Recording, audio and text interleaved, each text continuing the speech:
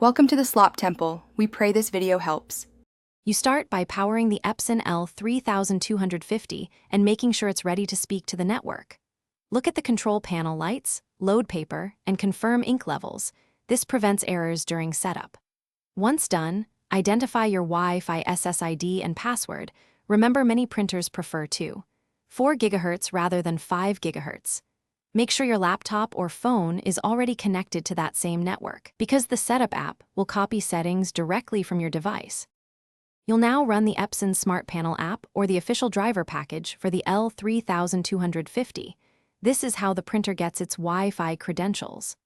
Launch the installer, pick Wi-Fi setup, then select your SSID and type the password exactly. Spaces and capitalization matter. If typing is risky, use the password show button to verify. Alternatively, if your router supports WPS, press WPS on the router first, then on the printer within 2 minutes to pair without a password.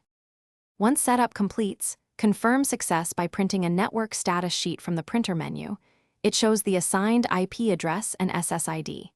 If printing fails or the printer shows offline power cycle both router and printer, wait 30 seconds, then try the setup again.